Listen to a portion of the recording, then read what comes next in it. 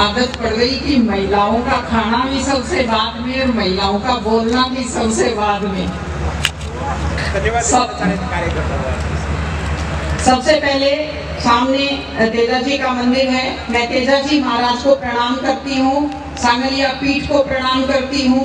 यहाँ माता जी का मंदिर है, उनको प्रणाम करती हूँ। शेषम गांव में काली माता जी का मंदिर है, मैं उनको प्रणाम करती हूँ।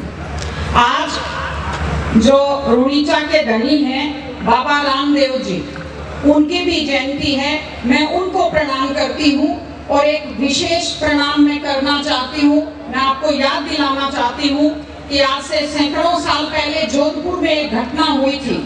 खेजड़ी के पेड़ों को कटने से बचाने के लिए जम्बो जी की वंशज, जम्बो जी की अनुयायी माता अमृता देवी बिश्नोई ने 363 लोगों के साथ बलिदान दिया था। आज उनका बलिदान दिवस है। मैं हाथ जोड़कर आप सब की तरफ से माता अमृता देवी बिश्नोई को भी प्रणाम करती हूँ। यहाँ बड़ी संख्या में माता बहनें उपस्थित हैं।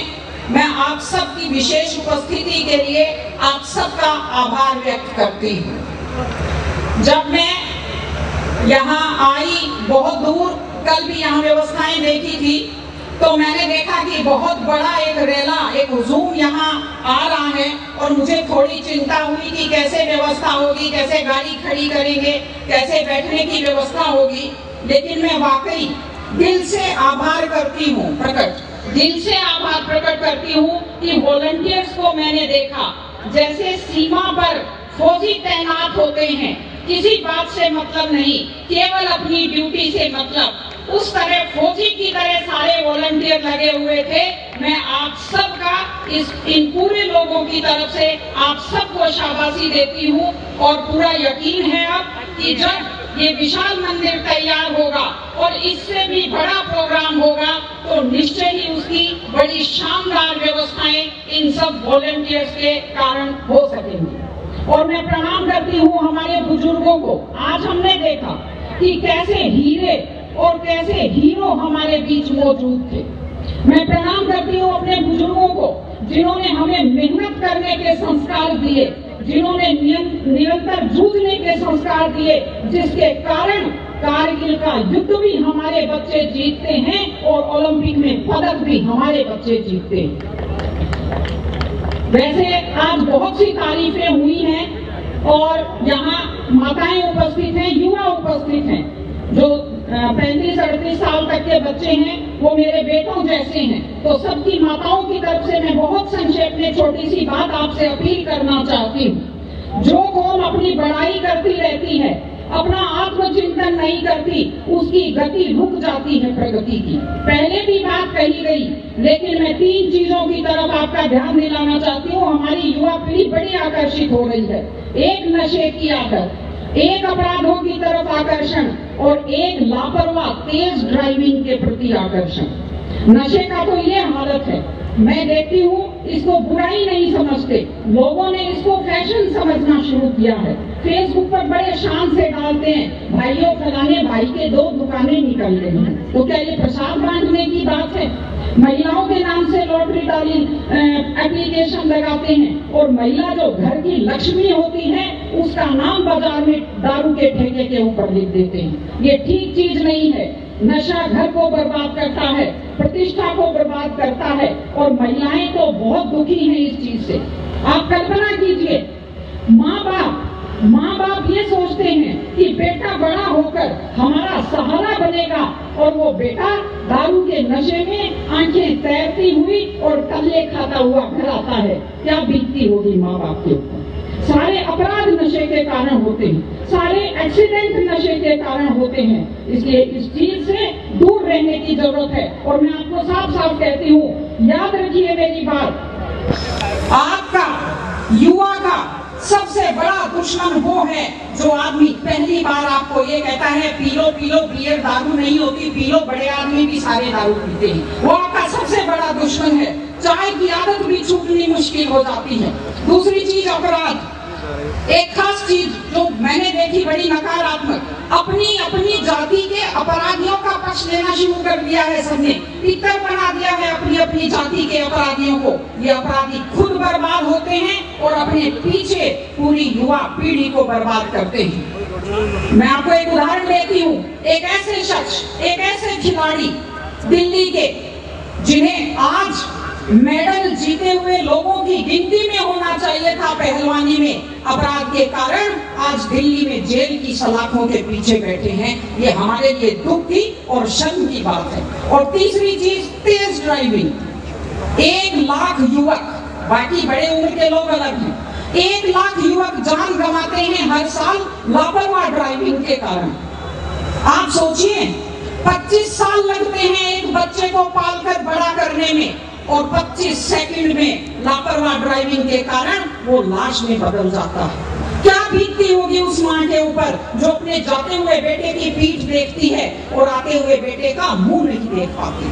आप लोग क्या सोचते हैं, अगर आप अपनी पावर दिखाना चाहते हैं तो मिल्खा सिंह की तरह तेज दौड़िए, या कि आप नीरज चोपड़ा की तरह, देवेंद्र झाझड़िया की तरह आप तेज भाला फेंकिए मोटरसाइकिल का कान मरोड़ने में, या तेज गति से कार भगाने में कोई बहादुरी नहीं होती। अगर आप सोचते हैं कि आप बड़े हैंडसम और डैशिंग दिखते हैं तेज गाड़ी भगाते हुए, आप डैशिंग हैंडसम नहीं दिखते, आप लापरवाह दिखते हैं, आप बेपरवाह दिखते हैं, आप बेवकूफ दिखते हैं।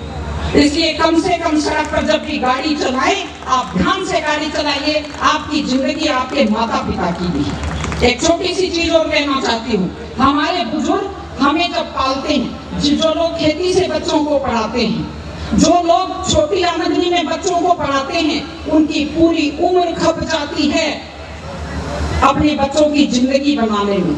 और उसके बाद दुख का विषय है, बड़ा पीड़ादायक सीन मैं कई जगह देखती हूँ कि एक माँ बाप मेहनत करते हुए हाथों में आइटन पड़ जाते हैं, एड़ियां फट जाती हैं, कपड़े मेले फट जाते हैं, और उसके बाद जब बेटे को पढ़ा लिखा कर तैयार करते हैं, उसके बाद पढ़ी लिखी बड़े घर की थोड़ी बेटी आ जाती है तो माँ बाप की तरफ ध्यान नहीं देते। आज हमारे 60-70% घरों में हालत ये है कि बुजुर्गों को रोटी तो मिल रही है लेकिन इज्जत से रोटी नहीं मिल रही। इस चीज को बदलने की जरूरत है। माँ बाप, मैं आपसे कहती हूँ, जैसी भी परिस्थिति होती है, माता पिता आपको राजकुमार की तरह पालते हैं। आपकी भी ड्यूटी है, जैसी आपकी हैसियत है, बुढ़ापे में उनको बादशाहों की तरह से रखिए, उनकी सेवा कीजिए, उनका सम्मान कीजिए। अभी जब बात आई है तो मैं आपको बताती हूँ। देखिए, ये ओंकार जी खड़े हैं, कोरोना फैला, कोरोना से अपनी माता जी को बचा नहीं पाए, लेकिन उस काल में जब इतना खतरनाक माहौल था, इन्होंने अपने माता जी की इतने प्यार से सेवा की, इतने सम्मान से सेवा की कि पूरा जो कोविड हॉस्पिटल है वो आज भी इनकी सेवा का उदाहरण देता है। इस तरह से माता पिता की सेवा कीजिए, वो अपनी जिंदगी आपके लिए कुर्बान कर देते हैं। और माताएं बहनें बैठी हैं, एक छोटी सी लास्ट बात जो मैं कह रही हूँ, बेटियों को समझदार बनाइए, बेटियों को बेटा मत बनाइए, क्योंकि बेटे तो लापरवाह होते हैं। बेटियों को समझदार बेटी बनाइए, जब वो घर से बाहर जाती है तो उसको समझाइए कि वो साथ अपने घर की इज्जत लेकर के जाती है। बेटियों को समझाइए कि कैसे लोग मीठी मीठी बातों का जाल लेकर शिकारियों की तरह से घूमते हैं। और अपनी बेटी को संस्कार दीजिए कि वो जिस घर में जाए अपने सास ससुर की सेवा करे। आजकल मैंने नया ट्रेंड देखा है, बेटियां माँ मम्मी की तो बहुत चिंता करती है लेकिन सास की चिंता नहीं करती हैं। ये गलत चीज है। औरत घर की धुरी होती है। अगर वृद्ध लोगों की चिंता नहीं करेंगे तो हमारे वृद्ध लोगों को सुरक्षा कैसे मिलेगी, उन्हें सम्मान कैसे मिलेगा, इनकी जिंदगी खुश कैसे होगी। इसलिए कोई भी कौम तभी आगे बढ़ती है जब वो संस्कारवान हो, जब वो मेहनती हो, जब वो शिक्षा पर ध्यान दे। हमने ये सब किया है, मैं आपको बधाई देती हूँ, लेकिन आगे इन सामाजिक चीजों की हम लोग ध्यान रखें। मैं आपको बहुत बहुत शुभकामनाएं देती हूँ। सादी जिंदगी जिए, व्यसन मुक्त जिंदगी जिए, ईमानदारी की और मेहनत की जिंदगी जिए, खुश रहे आप सब लोग। पुनः मैं ओंकार जी को, उनकी टीम को बधाई देती हूँ। बहुत व्यवस्थित इतना बड़ा आयोजन इन्होंने किया है, तेजाजी महाराज की कृपा से। आप सबको ढेर सारी शुभकामनाएं। एक बार मेरे साथ बहुत जोर से बोलेंगे, थोड़ी सुस्ती आ गई है वो भी दूर हो जाएगी। बोलिए तेजाजी महाराज की, थोड़ा सा जोर से। सांगलिया धूरी की, बाबा रामदेव की। और आज के कार्यक्रम के अपने सारे कार्यकर्ताओं की और उनकी टीम की बहुत बहुत धन्यवाद।